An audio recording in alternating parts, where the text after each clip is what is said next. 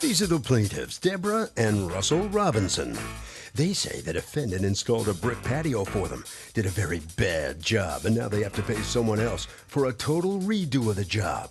The defendant shouldn't be allowed to practice masonry work because he doesn't know a thing about it. Even if the guy were to offer to do the job over, they would refuse because his work stinks. They're suing for $3,000, the amount they're owed.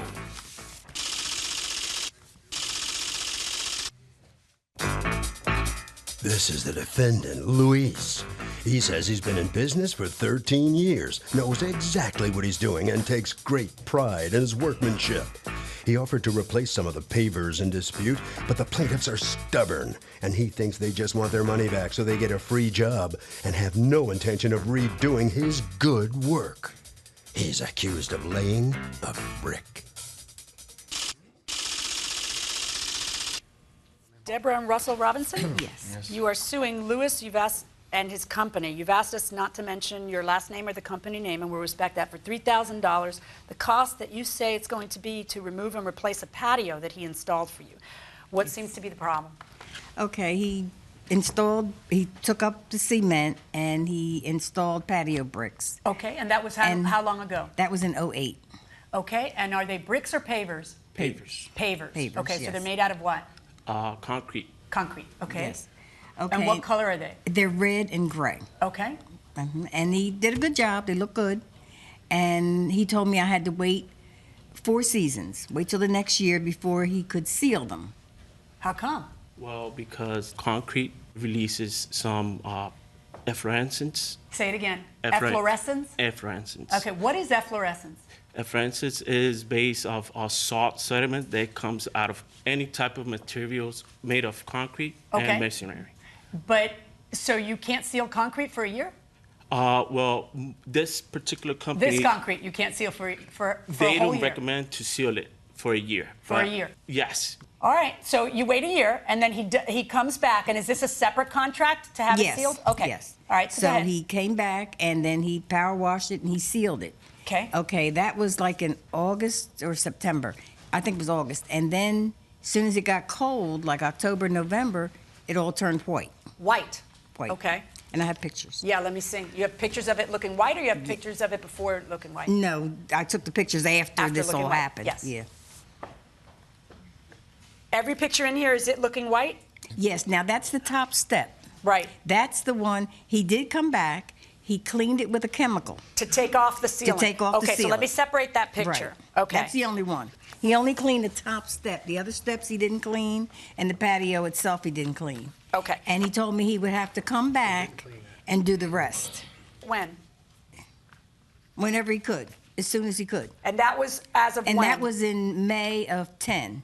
Of 2010. And I told him, he said it couldn't be real hot and started to get warm. He said it couldn't be a real hot day because it was It can't be chemicals. hot. What's it got to be? Goldilocks? Come on. But it had to be nice weather for him. So I understood that. You're so very I told patient. him, I said, okay, we're having a big party. We have a big celebration on my block in September. Okay. I said, as long as it's Can I done go? before September. So now, she waits 2 years. She's so patient. Yeah. Okay. So it must be a pleasure to be married to her. How long have you been married? 42 years. God bless you both. I pray a lot. Yeah. You know what? God bless you both. May I be in that position one day to say that. All right. Okay, so he said he was going to come back, and he didn't come back. I called him. He didn't return my calls. I called at least 3 times, and he didn't return my calls. I left a message, didn't return my calls. Before that, when he was doing the work, if I called him, he called me back. Right. But now, all of a sudden, he's not calling me. I don't know where he's at. I haven't seen him. Now and then I used to see him come through the street. I didn't see him. Okay. So then I'm thinking, well, I don't know where he's at. So the only thing I can do is take him to court. Right. So that's when I filed the papers and he got served. Did he actually agree with you that he would come and do that job before your party? Yes. And then he didn't show up on the He didn't dates? show up, no. And he didn't call? No. What's going on? Well, I did, there's a couple things that I want to make a remark before I did anything to the sealer, because this doesn't occurs a lot. Okay. I did call the manufacturers, AP Henry, which I have a letter, that they came out because they came I out did, to this site? Yes. Awesome, let me yes, see. Yes. And Were you there when explaining they that came out? I did call them and make sure I addressed the the problem because it's type of manufacturer problem. Because you think that it's something in the bricks? Yes, it's the Francis. It explains there that once I sealed it, it was sealed, so the Francis is trapped. What do you mean trapped? You waited a year. Yes, that's why I But explained what to are they saying? They're saying a year isn't long enough? Well, they say this way, strip it, which I have the receipt of the stripper, and say you buy this kind of Do you stripper. have a picture to show it's stripped? Because she's got pictures to show it's not. Well, I don't got pictures of the actual job because I did give it to him and he misplaced them. But I know, but you could go by there. I mean, look, they're showing me pictures, and it's not in the pictures. It's not solved. It's got efflorescence or this white dusty stuff everywhere. Okay. Before the snow. So the stripping didn't work. Yes. Okay. So go ahead. I did the stripper. She claims that I didn't do the stripper. So when I received the notice of the court, I proceed to call her to see what was going on because I didn't hear from her. Right. And she says that the papers turned white and everything. I said, well, because I don't trust you, I got the notice. She told me I can make a notarized letter that E.P. Henry will replace the pavers, entire pavers. Wait, say that again. E.P. Henry will replace the pavers with no cost. Wait. Did E.P. Henry say that? Yes. Yes. Okay, when did you find that out? We're getting somewhere. I love getting somewhere. Hold on. Well, when I called to him and say, I'm getting sued. I'm getting sued, And on it's not my people's court. fault. It's not my fault. I did all the And procedures. E.P. Henry's going to be all over it, right? Yes. They so said, he said, well, it's been 2 years already with the job. We have been there several times. Right. And because they're suing you, we're going to give you the 2 cubes, and you're going to do the installation, which I explained to her. And you did talk to her and tell her that? Yes, before to settle out of court. That she'd get a new floor, a new patio. She'd get a new And what did she say? Well, she was going to talk with her husband about it. And then? And, well, I told my wife because I can get kind of, confusing through the phone, and as you say, I get nervous. Is this your wife? Yes. Okay. And she proceeded to call her, and then she explained to her what was going on because I already and talked. What did the Robinsons say to that? That they want to take me to court. Okay. Why isn't that exactly what you're suing for? The cost of putting in a new floor? And he's saying patio, and he's saying the manufacturer says, yes, we'll do that. He didn't tell me any of that. Oh, okay, all right. I love when this happens. Everybody, take a seat. I'm going to get off the bench, and I'm going to resolve this one for you, okay? And we are going to get this done the right way, because I don't know who's at fault, the way he did it or the pavers, but I do know it's got to be one of the 2 of them, and it's not going to be you. And the company is, if this is true, that the company's going to do this, then let's get this in writing. Who's the person who said that, Jermaine? Jermaine. Jermaine it is. Take a seat. We'll see you in a minute. All rise. So if somebody screws up a job, do you have to let them come in and try to fix it? Or can you say, you know what, I have no confidence in you, I'm going to get somebody else to do it, sue you for the cost of the additional work? I think you have to give them the chance to fix it to make it right. What if you've totally lost confidence? Absolutely not. They had their chance and messed up. That's it. Fire them. And you get the final word. I agree with him. They messed it up once. I don't want to risk them messing it up again. Okay, fair enough. Going inside the courtroom. My grandmother used to have a saying, vístame despacio que estoy deprisa. Dress me slowly because I'm in a big hurry. This is why I needed to take a break and go back there and check things out. Apparently, the company sent you an email where they said that they will be happy to replace the pavers to resolve this, but they in no way, shape, or form feel that the pavers were defective. It's really just as a goodwill gesture from a business perspective to just settle the dispute and not end up getting sued and whatever else. That is the email they sent us a copy of, what they had sent to you. That is separate and distinguishable from who's going to put it in now, because labor costs money.